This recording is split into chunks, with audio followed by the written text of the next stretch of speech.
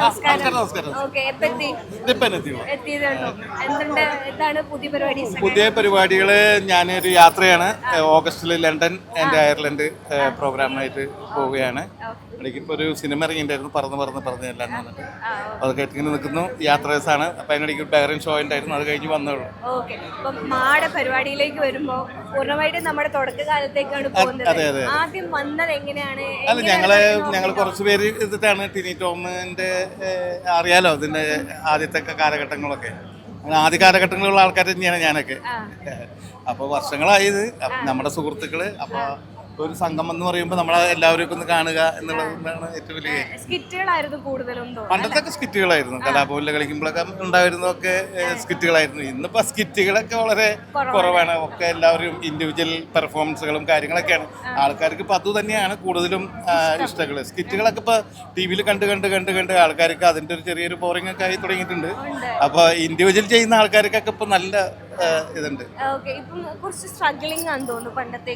ശരിയാണ്. ഇപ്പോഴത്തെ ഒന്നാമത് സോഷ്യൽ മീഡിയയിൽ കാരണം നമ്മൾ പറയുന്ന പഴയ തമാശകൾ പോലും ഇന്ന് സോഷ്യൽ മീഡിയയിൽ വന്നിട്ട് വലിയ സംഭവമായിട്ട് അതാണ്. അപ്പോൾ അത് പിന്നെ എല്ലാവരും തമാശക്കാരായി. ഒരു കുടുംബത്തിലെ എല്ലാവരും തമാശക്കാരപ്പോൾ ഒരു മൊബൈലും പിടിച്ചിരുന്ന കാര്യങ്ങൾ ചെയ്ത് കഴിഞ്ഞാൽ എല്ലാവർക്കും അതായത് എന്തും പറഞ്ഞ് ഇതിയാവുന്ന രീതിയായി. അത് നല്ലതും പറയാം, പൊട്ടയും പറയാം, എങ്ങനെ കാണാൻ ആൾക്കാരുണ്ട്. പ്രേക്ഷകരുടെ ഒരു ടേസ്റ്റ് മാറിയത്. അന്നൊക്കെ ഒരു ഐറ്റം വിജയിപ്പിക്കാനായിട്ട് അന്നത്തെ എന്ന് പറഞ്ഞു കഴിഞ്ഞാല് ഇതേപോലത്തെ മാധ്യമങ്ങൾ അധികങ്ങളില്ല. ഒരു ചെറിയ തമാശ കിട്ടിയാൽ പോലും അത് ജനം പൊട്ടിച്ചിരിക്കും. വേറെ എല്ലാം മതിമറന്നിരിക്കുന്ന ആൾക്കാരാണ്. ഇന്ന് ശരിക്കും പറഞ്ഞു കഴിഞ്ഞാൽ ഇന്നത്തെ രാഷ്ട്രീയ സാഹചര്യങ്ങളും മറ്റത് ഇതൊക്കെ ഒരു തമാശയായിട്ടാണ് ഇപ്പോൾ ആൾക്കാർക്ക് തോന്നുന്നത്. അതുകൊണ്ട് തന്നെ ചിരിക്കാനുള്ള വിഭവങ്ങൾ അവർ തന്നെ ഉണ്ടാക്കുന്നുണ്ട്. അപ്പൊ പിന്നെ പ്രത്യേകിച്ച് തമാശക്കാരുണ്ടാക്കേണ്ട കാര്യമില്ല എല്ലാവർക്കും. അതൊക്കെയാണ്. അപ്പം ചേട്ടൻ അവിടെ വിളിക്കുന്നുണ്ട്, അതുകൊണ്ട് മാത്രം ഞാൻ വിട്ടിരിക്കുകയാണ്. നമ്മൾ വീണ്ടും കാണും. സോഷ്യൽ മീഡിയയിൽ കത്തി നിൽക്കുന്ന താരം സുമി. സുമി തന്നെയാണോ ശരിക്കും പേര്? ഞങ്ങൾ കത്തി തീർന്ന താരം ഇല്ല, കുറച്ചും കൂടെ ഉണ്ട്. സുമി തന്നെയാണ് ശരിക്കും പേര്? ഞാൻ സംശയിച്ചു, സുമീന് തന്നെയാണോ പേര്? അങ്ങനെ ഒരു സംശയം അല്ല, സ്കിറ്റിലും വേറെ പരിപാടികൾക്ക് വേറെ വേറെ പേരുകൾ ഇടുമല്ലോ, സുമീൻ തന്നെയാണ്.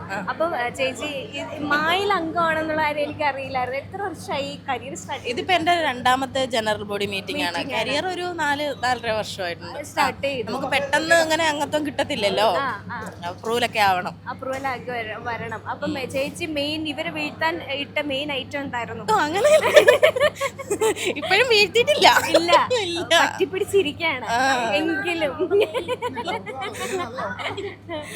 ശരിക്കും ചേച്ചി കഴിഞ്ഞ ദിവസം പറഞ്ഞ ഒരു കാര്യം ഭയങ്കര ടച്ചിങ് ആയിരുന്നു. സ്വന്തം സ്റ്റോറി എടുത്തിട്ട് സ്കിറ്റ് കളിച്ചു. അതെനിക്ക് തോന്നുന്നു മിക്കവാറും കണ്ടന്റ് ക്ഷമ വന്നപ്പോ അങ്ങനെ എടുത്താണ്. എന്നിരുന്നാലും ഒരുമാതിരി എല്ലാ ആർട്ടിസ്റ്റുകളും എനിക്കൊന്ന് 90 കിഡ്സ് എല്ലാരും അനുഭവിച്ചൊരു കഥയാണ്. ചേച്ചി എനിക്ക് ഒരു ഡയലോഗ് കേൾക്കാൻ ഭയങ്കര ആഗ്രഹമുണ്ട്. അതൊന്ന് പറയുമോ? രണ്ടുപേരും അത് തെറ്റിപ്പോയിട്ട് പറഞ്ഞത്, അത് റീക്രിയേറ്റ് ചെയ്താൽ അത് ശരിയാവും തോന്നില്ല. എനിക്ക് അതൊന്ന് കേൾക്കാണ്ട് ഭയങ്കര ആഗ്രഹമുണ്ട്. ഞാൻ എന്തൊക്കെയാ ചേട്ടാ ഈ പറയുന്നേ? നല്ല വളിച്ചു പോകപ്പന്റെ കരിയറൊക്കെ സ്റ്റാർട്ട് ചെയ്യുന്നത് ഈ ഒരു സംഘടന അല്ലെങ്കിൽ ഇതിന്റെയൊക്കെ ഭാഗമായി തുടങ്ങിയ കാലഘട്ടത്തിൽ നിന്നാണ് അല്ലേ? അല്ല എത്ര വർഷമായി ശരിക്കും ചേച്ചിയുടെ കരിയർ സ്റ്റാർട്ട് ചെയ്തത്? 34 വർഷമായി. ഓ, ആഘോഷിക്കാൻ സമയമായി. ഓക്കെ, ചേച്ചി ശരിക്കും ആദ്യമേ മിമിക്രി അതോ പാട്ടാണോ? ഞാൻ ഡെയ്സിയിലൂടെ വന്നത്, മലയാള സിനിമയിലൂടെയാണോ വന്നത്? മായിലേക്ക് മെമ്പർഷിപ്പ് എങ്ങനെയാ വന്നത്? മായില് ഞാൻ അവരോട് ആദ്യം സ്കിറ്റിലൊക്കെ ഉണ്ടായ ഒരാളല്ലേ, അങ്ങനെ വന്നതാണ്. മെയിൻ ഹൈലൈറ്റ് ഒരു പാട്ടുണ്ട്, കഥളി ചെങ്കഥളി. അതൊന്ന് 2 വാക്ക്. അയ്യോ, അത് പാടണോ? ദേവി ചന്ദനയൊക്കെ ആയിട്ട് പാടിയ പാട്ടുകൾ. അതെ ഇപ്പൊ പാടണോ? കദളി ചെങ്കദളി പൂവേണോ, കവിളിൽ പൂമതമുള്ളൊരു പെൺപൂവേണോ പൂക്കാര. ആദ്യം ഇടയ്ക്ക് ഹിറ്റ് പാട്ടുകളായിരുന്നു നിങ്ങളുടെ ഇത് അല്ലേ? അപ്പൊ ആ സ്റ്റേജ് ഷോസിനൊക്കെ ഓർക്കുമ്പോ ആദ്യം മനസ്സിലേക്ക് വരുന്നത് എന്തായിരിക്കും? നല്ല രസമല്ലേ? അതൊരു കൂട്ടായ്മയാണ്. ഞാൻ മാത്രമേ അന്ന് ലേഡി ആയിട്ടുണ്ടായിരുന്നുള്ളൂ. അപ്പം ഭയങ്കര ഇപ്പൊ കോമ്പറ്റീഷൻ മാത്രമല്ല ഇപ്പൊ മുട്ടിന് മിമിക്രിക്കാരായി ലേഡീസും ഒരുപാട് വന്നു. ഒരുപാട് സന്തോഷം. ഒരുപാട് നമ്മളേലും ഒരുപാട് ടാലന്റ് ഉള്ള ആൾക്കാർ വന്നു തുടങ്ങി. അപ്പം നമുക്ക് ഒരുപാട് സന്തോഷം. അന്ന് സിദ്ദിഖിക്ക അതുപോലെ തന്നെ പിഷാരടി അവരൊക്കെ ഒപ്പം ലാൽ സാറിനൊക്കെ ഒപ്പം ലാലിന്റെയും സിദ്ദിഖിന്റെയും കൂടെ ഞാൻ ഉണ്ടായിട്ടില്ല. ഞാൻ ജയറാമേട്ടന്റെ സൈനുദ്ദീൻ, പ്രസാദേട്ടൻ, നാരായണൻകുട്ടി, കലാഭവമണി ഇല്ല ഇല്ല ആ ഒരു ടീം കലാഭവൻ മണി ജൂനിയർ ആണ്. ഞാൻ പോയതിന് ശേഷം വന്നത്. അതിന് ശേഷമാണ് വരുന്നത്. അപ്പം അങ്ങനെയുള്ള ആൾക്കാർ വരുമ്പോഴത്തേക്ക് നിങ്ങൾക്കൊരു ഓരോരോ കാര്യങ്ങൾ ഉണ്ടാവുമല്ലോ. പുതിയ ആൾക്കാർ വരുമ്പോൾ പുതിയ ഐറ്റംസ് ഒക്കെ കാണുമ്പോൾ ഒരു എക്സൈറ്റ്മെന്റ് ഉണ്ടല്ലോ. അടിപൊളിയല്ലേ? ഏറ്റവും കൂടുതൽ എക്സൈറ്റ്മെന്റ് വരുന്നത് അബിയാണ് കൂടുതലും പുതിയത് കൊണ്ടുവരുന്ന ആള്. അങ്ങനെ അപ്പം അതിനുശേഷം മിമിക്രി പരമായിട്ടോ അല്ലെങ്കിൽ സ്റ്റേജ് ഷോ ഒക്കെ ആയിട്ട് ചേച്ചി ബിസി ആയി പോയിട്ടുണ്ടായിരുന്നു സിനിമയിൽ നിന്നൊക്കെ മാറിയിട്ട്? സിനിമയിൽ നിന്ന് മാറിയിട്ടൊരു ബിസി ഒന്നുമില്ല, രണ്ടും ഒരുപോലെ തന്നെ ആയിരുന്നു എനിക്ക്.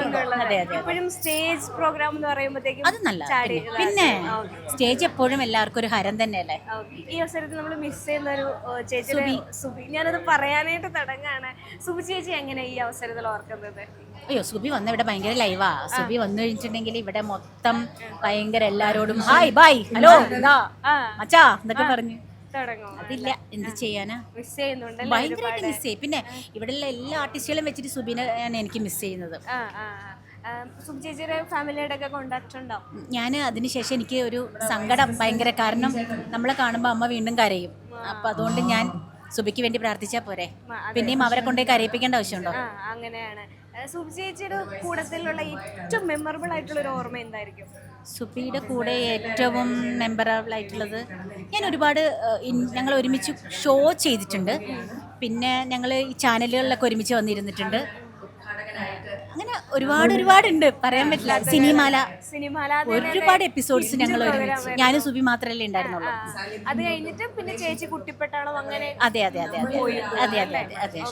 സുബി ചേച്ചിനെ നമുക്ക് ഈ അവസരത്തിൽ ഓർത്തുകൊണ്ട് പ്രോഗ്രാമിലേക്ക് കടക്കാം. തീർച്ചയായിട്ടും അതങ്ങനെ ചെയ്യുള്ളൂ. സുബിന് എന്ന് മനസ്സിലുണ്ടാവും. എന്ത് പ്രോഗ്രാം സ്റ്റേജ് ആണെങ്കിലും ഒക്കെ സുബി ഓർമ്മയുണ്ടാവും. Okay, thank you so much. നമസ്കാരം. ചേച്ചിയുടെ പേരൊന്ന് പറയോ? രാധിക രാജൻ. രാധിക, ശരിക്കും ചേച്ചിയുടെ മാസ്റ്റർ പീസ് ഐറ്റം ഏതായിരിക്കും? ഐറ്റം എല്ലാ ഐറ്റവും ചെയ്യും, അങ്ങനെയൊന്നുമല്ല. നമുക്ക് അറിയുന്നതും അറിയാത്തതും ഒന്ന് ട്രൈ ചെയ്ത് നോക്കും. അതെ. എത്ര വർഷമായി?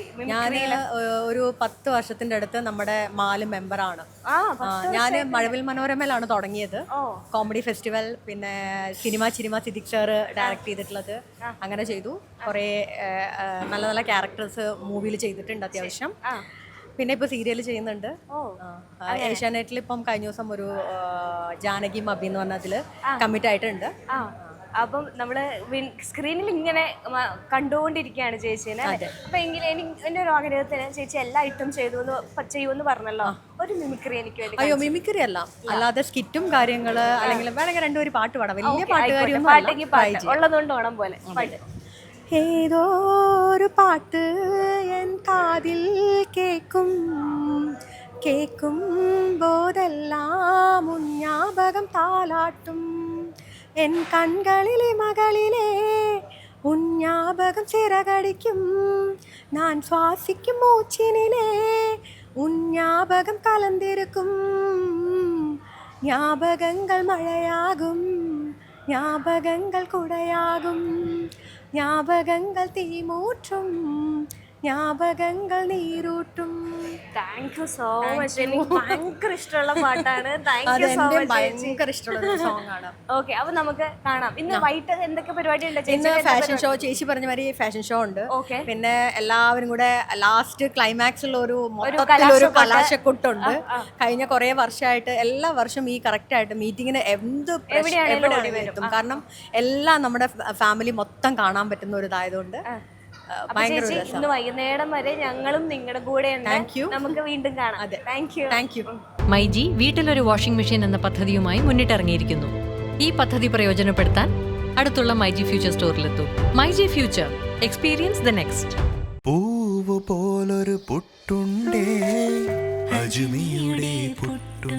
വിളമ്പാം നല്ല വിശേഷം. അജ്മി സ്റ്റീം മെയ്ഡ് പുട്ടുപൊടി.